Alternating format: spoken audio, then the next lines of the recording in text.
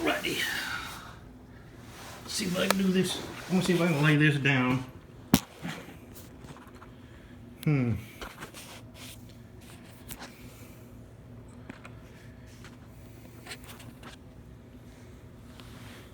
I can't tell if you can see it or not.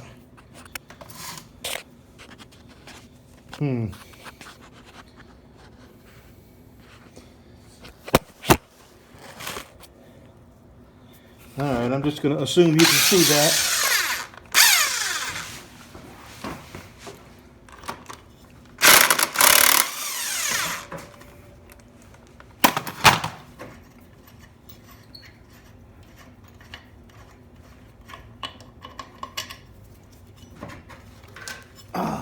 Kind of heavy. Now, I have to get this pulley to come down here. I'm going to raise you up and show you. Alright, you see these tabs around this pulley?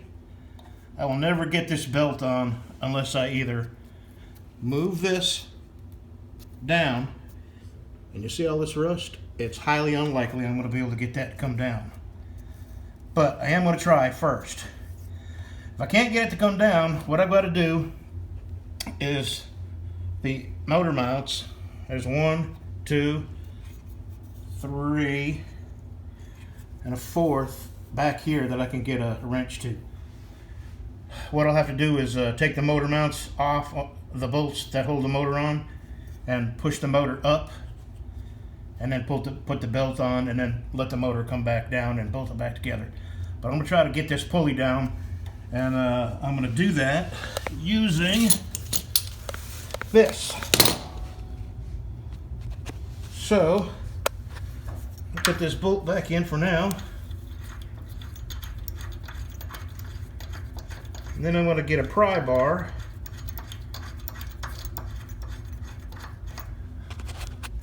I'm going to pry down on this while hitting this with my impact, my chipper, chisel, air chisel.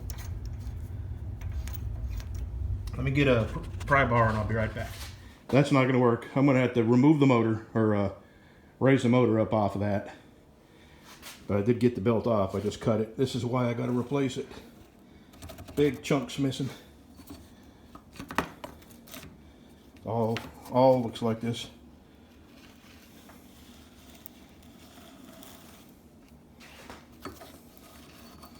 The whole belt is bad.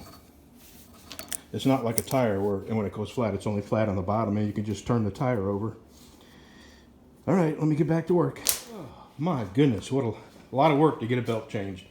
All right, it's going to work, but I've got to take this battery tray out for this motor to lean back far enough for me to slip that belt on. 2 bolts here, there, comes right out. All right, a lot of work to replace a stupid belt. Oh, crap. All right.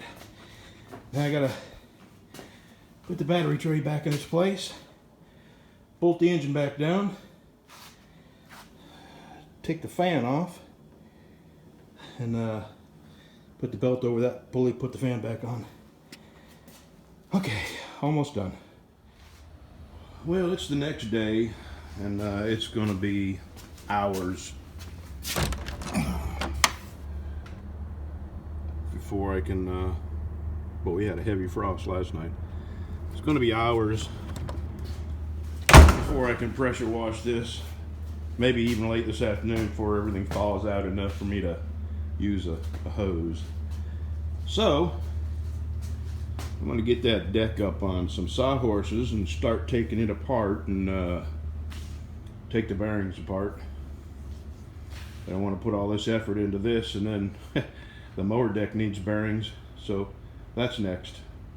This is just a matter of reassembling everything, cleaning it off and reassembling it.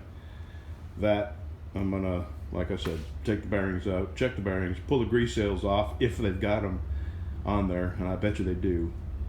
So, all right, see you in a bit. One more cup of coffee. The guy I bought this from said that he adjusted the valves, and I'm gonna go ahead and check it. And here's why. He also replaced the plug, and the gap on the plug was set at 15 thousandths. It's supposed to be 30.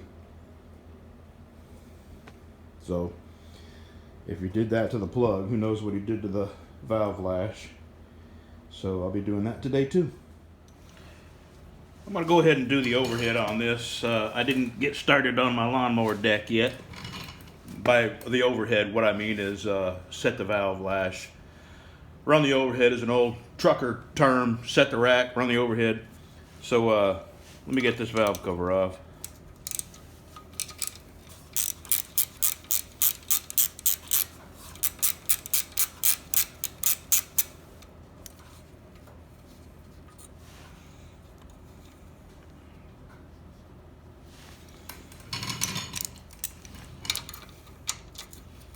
This is going to be a long video.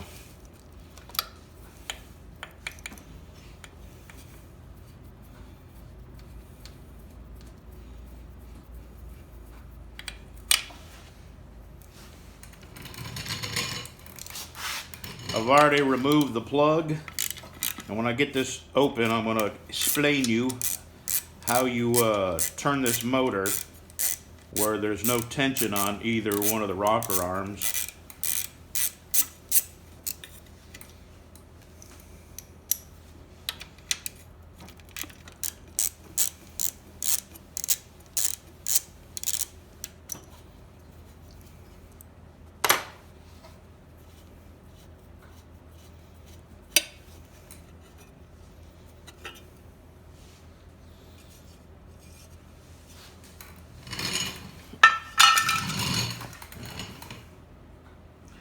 Okay, here's the rock. These are the rocker arms.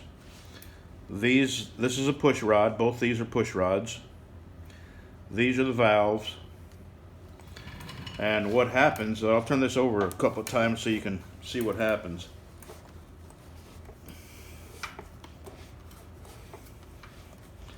And what you want to do when you're adjusting these push rods is, I'll tell you what, this is too tight. This guy adjusted these too tight, I believe. You want this to be, the cylinder, the piston to be at top dead center in the cylinder. And what I do is I just adjust this where there's no tension on either one of these.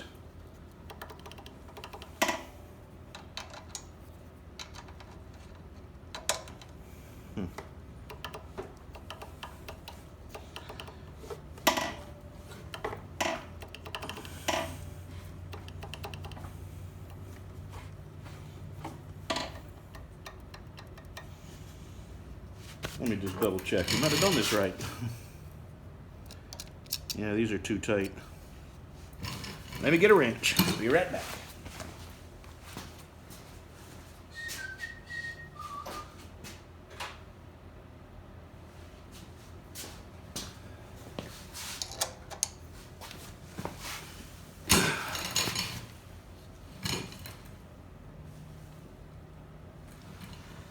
Alright, these have, let me look real close. It might be a hex, it might be a torque, so I gotta get down and look real close because I'm blind as a bat.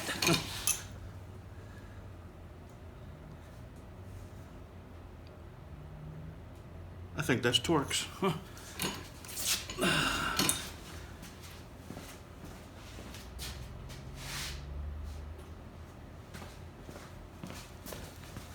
You gotta unlock the, yeah, it's a Torx. I'll be darned. Okay, even better. So, we're gonna adjust this bottom one first. And I set mine at 5/1000ths. There's a different thickness for each intake and exhaust. By the way, this is the exhaust valve here. This is the intake valve. So here we go. You got to unlock it.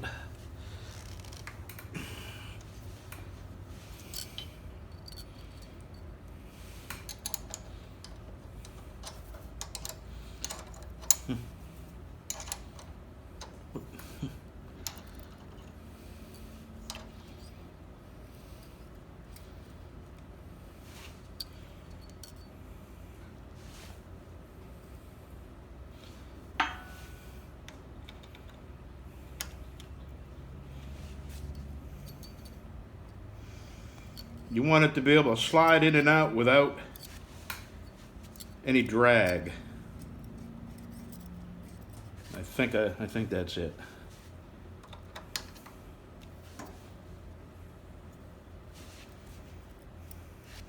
Yeah.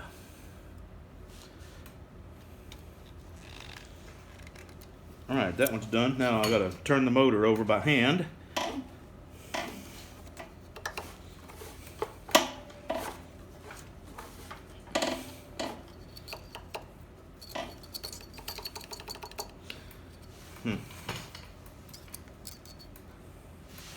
Yep, same thing, a little too tight.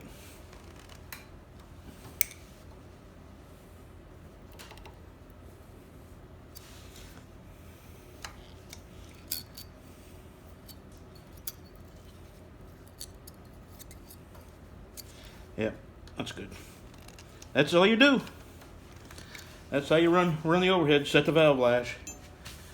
Let's see. Let me have a look at this gasket. Yeah. If it leaks, I'll replace the gasket, put some RTV on it, but the gasket looks to be in pretty good shape. So I'm just going to go ahead and put it right back on.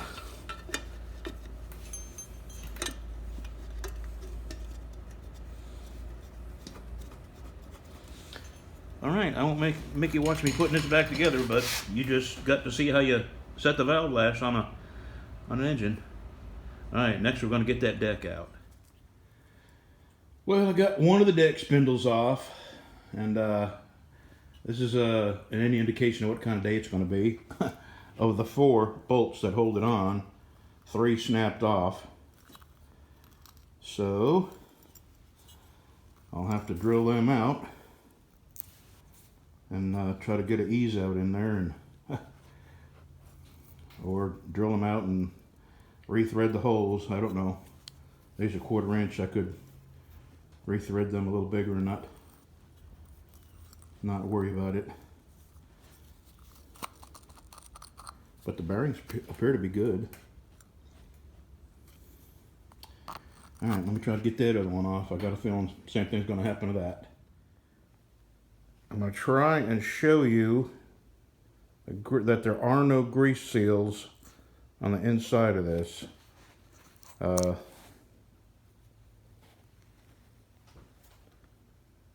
Can you see the bearings in there? You can see the roller bearings. And there are no grease seals on it.